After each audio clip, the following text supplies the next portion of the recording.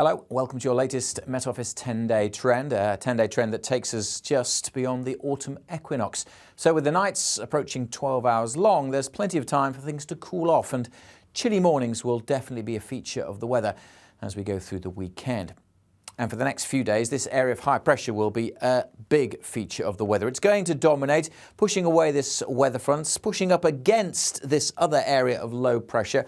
And as those two squeeze together, the isobars pinch together as well. That means the winds will be picking up, especially so on Friday. But the high eventually wins out, and this area of high pressure will dominate for the next 5 or 6 days at least, bringing a lot of dry and fine weather with sunny spells by day. Let's just rewind the clock, however, because as this high pushes up against this low pressure, as I said, it's going to squeeze the isobars together, which will generate an ever-strengthening northerly wind. Now, that is going to bring cooler conditions for all, both by day and by night, and particularly noticeable along some of these eastern coasts as that wind really starts to strengthen through Thursday and Friday. Beyond that, the high pressure moving in should finally make those winds ease off a little bit across the east, and so introducing slightly milder air perhaps as we go through Sunday and more likely as we go into next week. So certainly turning chillier over the next few days.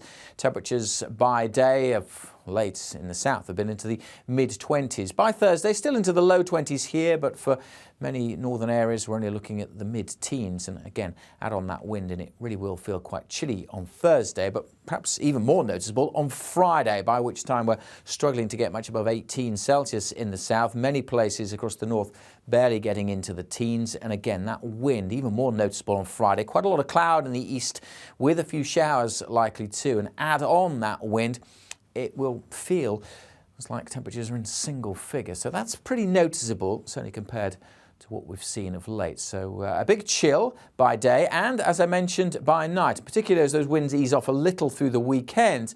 Nighttime temperatures in urban areas down into single figures, and so in rural spots we will be well down into single figures. Really quite cold starts on Saturday and perhaps Sunday morning as well. So yes, turning chillier over the next few days and nights, but certainly for the next several days, a lot of dry weather around. There will be some showers, particularly across northern Scotland and also along the east coast of both Scotland and England as those winds pick up during Thursday and Friday, and that cooler feel for all of us. What happens beyond the weekends? Well, that high pressure will still control things during Sunday and into Monday as well. And as it builds in more, those easterly winds will finally start to ease off by the time we head to Monday. So at the moment, Monday looks dry with sunny spells for much of the UK, albeit with a bit of a chilly start. Notice there are weather fronts just trying to push in from the northwest, perhaps introducing a bit more cloud and maybe even a little bit of drizzly rain in the far northwest on Monday. And that's the biggest question mark as we go through the early part of next week, just how quickly these weather fronts will start to topple in, with high pressure holding on, certainly it looks like across much of the south of the country.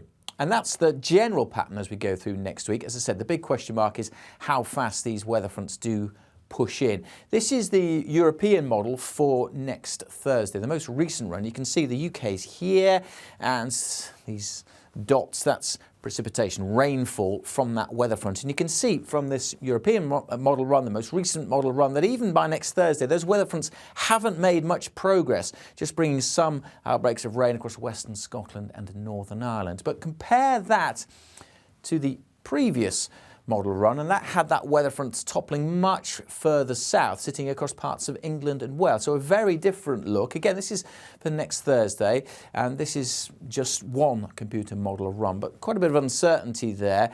What we tend to do with these longer range forecasts is look at more probabilistic weather forecasts, run the model many times, and that gives a flavour of what the weather's more likely to be. And this is the pressure trend through next week, where red is high pressure, previous model runs down the side there, and the dates going forward across the top. And what this is suggesting is that it's much more likely that the high pressure will hold on, with more reds on the chart deep into next week. So that indicates that, as I say, high pressure is more likely to be the dominant feature through next week, and those weather fronts are likely to be held further out west, more kept at bay. So that means that the dry weather is likely to continue for much of the UK for most of next week. There will be some rain on those weather fronts, just question marks about the timing as they push in from the northwest.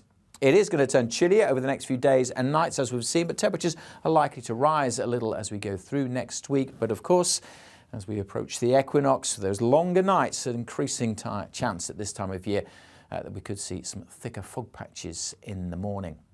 As always, for day-to-day details, make sure you stay up to date with everything from the Met Office by following us across social media.